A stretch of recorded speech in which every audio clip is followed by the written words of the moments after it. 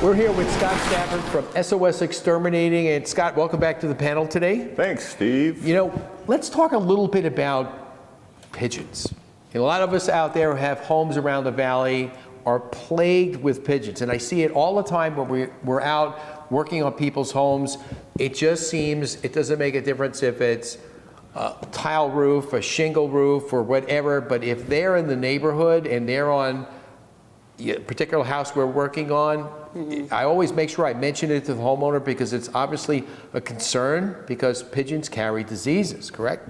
Correct. We've seen a lot of pigeon problems in a lot of the homes that we've done, especially when we do exterior painting, up under roof lines, under dormer, fascia, corner areas where there's, like you say, where there's dark, cooler areas other than being out in direct sunlight, where the droppings have been so bad that they've gotten underneath tile and decayed the underlayment to the point where it's just shredded. Yeah. I mean, it could get that bad. And I've seen it actually eat shingle because, like the old antennas where the antenna used to be, there'll be this eaten away pattern to where they were sitting on the antenna and the shingle granulations eaten away in the perfect antenna pattern. Right, and it's something that you just really, as a homeowner, you should not ignore at all. If you do have them, obviously your neighbors probably have them, and the best thing that you could do is call Scott and his team to come out and basically put up the different types of deterrents that they have so that this way they will go visit your neighbors maybe more frequently and stay away from your home. Right, you exclude their breeding areas and they'll go elsewhere. Now, what are the different types of deterrents that are out there? Because you know, you've got different companies use different deterrents as well as homeowners. I've seen have some creative. The owl. Yeah. The snakes. Let's just clear the air about the myth about the owl. Okay? It's pretty. That's about it. That's about it because it does not scare away pigeons. And it's covered.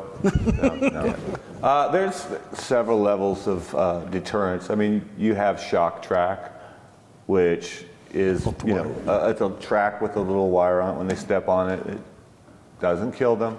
Just doesn't want them to be around there.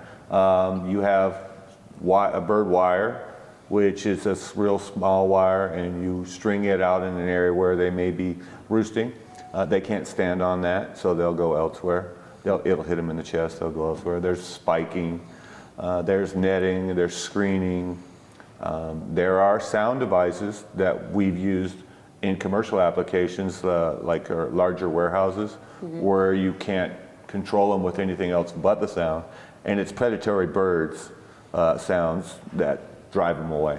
You know, now Kimberly, you deal a lot in a lot of commercial buildings. What kind of pigeon issues have you seen in some of the buildings you've looked at? A lot of them, and especially pop-outs, window pop-outs, and then in some of the apartment buildings that I've seen, you know, where the roof line and the stucco meet, there's usually a little ledge where they like to hang out and hibernate up there. And then they let everybody downtown know they're there when they're walking by. Yep. Which is always so pleasant. That's not a very pleasant thing.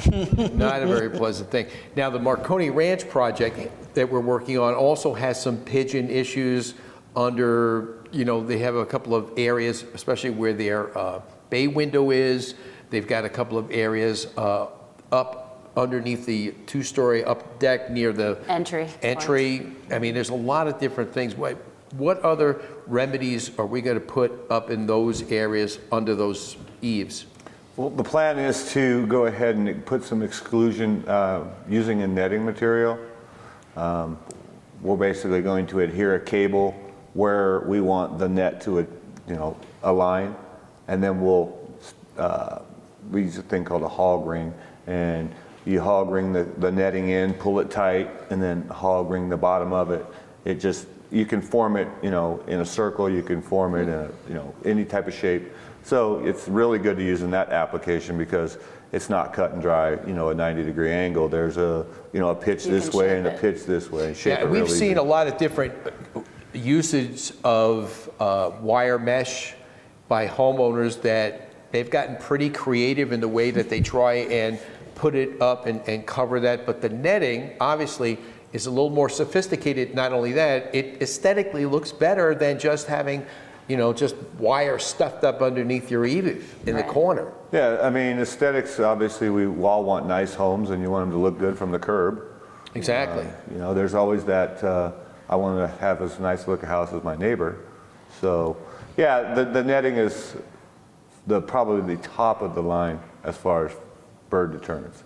And again, the spiking is always important, especially on pop-outs and ledges and things like that, because if like you say, if you stop them from going in one area of the home, they may not leave immediately. They may want to go to another area because they like your home. Yeah, generally those ledges, they're just resting there and roosting there, waiting to get into their nest. So it's just a hangout spot. It's like the entry lane on the freeway. Until the light turns green, you can't get in. Yeah, if you're that guy stuck at that light. Oh, boy. Tell our viewers how they could contact you if they have any pigeon problems.